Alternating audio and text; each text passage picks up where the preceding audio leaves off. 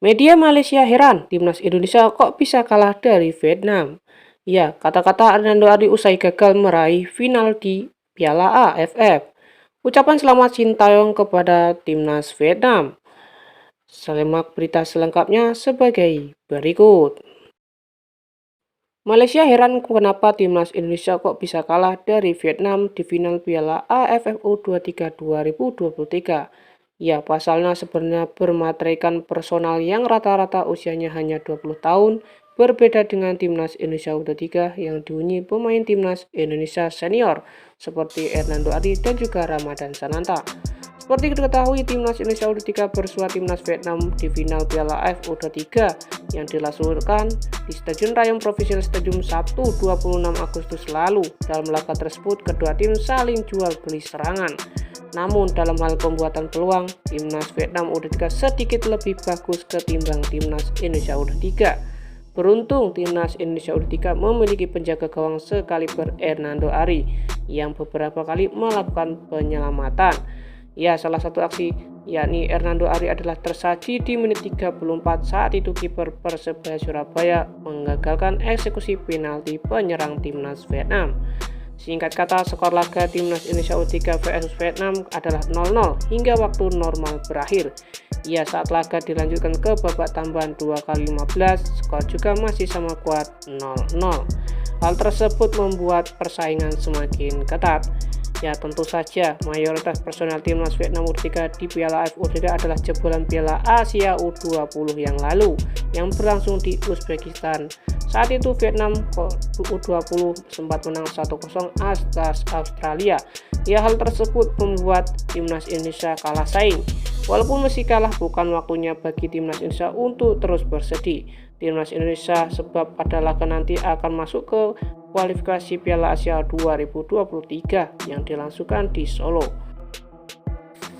Kiper timnas Indonesia U23 Hernando Ari meminta maaf karena gagal mengeksekusi penalti saat melawan Vietnam di final Piala AFF U23. Hernando jadi satu-satunya penendang dari timnas Indonesia U23 yang gagal melaksanakan tugasnya.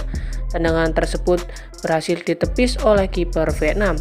Kegagalan pemain Persebaya Surabaya itu dimanfaatkan Vietnam yang bisa memastikan kemenangan dengan skor akhir 6-5 lewat eksekusi.